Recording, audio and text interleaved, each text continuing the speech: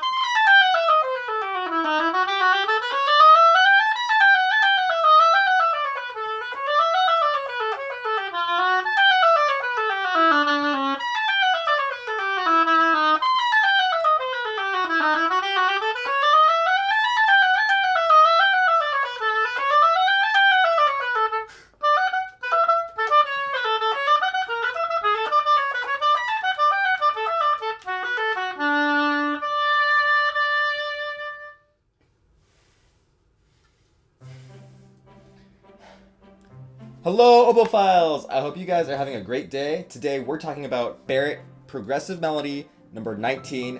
There's a couple of key points in here on how to work on some of the harder parts. And I'm going to show you some exercises on how to nail this etude.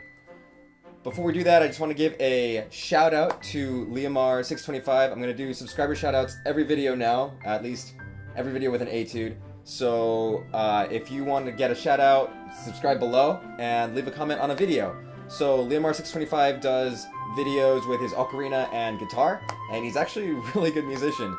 So check out his channel and let him know that Oboe sent you. Alright, so etude number 19 has some grace notes, and it can be kind of tricky to get those to come out quick and like tight on the oboe. So the way I like to think about it is I think about how would I do the grace notes on a piano. And the way I would do them on the piano is I would actually play them like pretty much at the same time or almost at the same time, and then just make sure I let go of the grace note a little bit early and hold on to the main note. So instead of having kind of a dotted rhythm kind of grace note where it's really wide, you want to make sure it's really tight. So I think about playing the two notes, the F sharp and the E, almost at the same time. And this is for measure 1 and measure 3. I'm doing measure 3 right now though. So you can tell the grace note sounds a little bit faster than the dotted rhythm. So how do we get that to happen? Well, it helps a lot to play the rhythm without any grace notes. And I know private lesson teachers all over the world say this, but it's true. You have to play the rhythm clearly without the grace notes first. So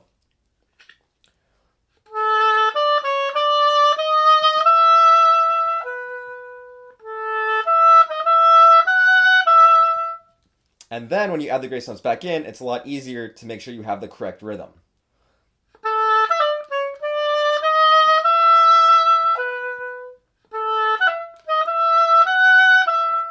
And you can play with the length of that dotted eighth note. You might make it a little bit longer, just to really show the difference between the grace note and the 16th note. Okay, the next issue is these really long phrases. It's really hard to breathe in this etude. So make sure you're planning out your breaths and figuring out where you can just breathe out and still play, and where you need to breathe out and then in and still play.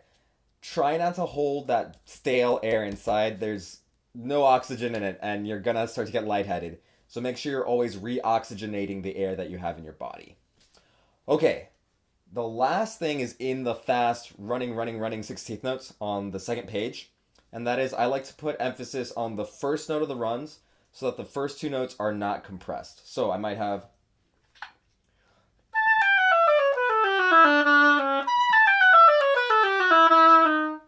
as opposed to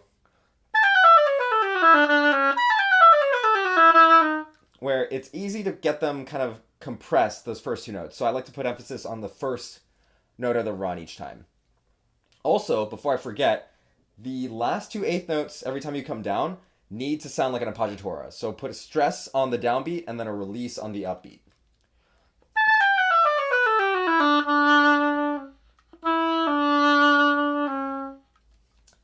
And I know it's really weird to play down there and be able to control, but that's what the etude's for. So make sure that you're kind of working out your muscles to get that control over your phrasing. So I think that this part of the Barret book gets to be pretty hard. So I'm going to be doing a little bit more in-depth explanations for the rest of these etudes and kind of how to work on them and get the most bang for your buck when you're going through these. Let me know if you have any questions about these etudes, especially the ones that get really hard. And if you have any requests or certain questions about future etudes, and I'd love to cover those. Otherwise, I'll just keep going through the book. I hope you guys have a great day. Don't forget to like and subscribe and share this video with any oboe friends you might have. When in doubt, play beautifully.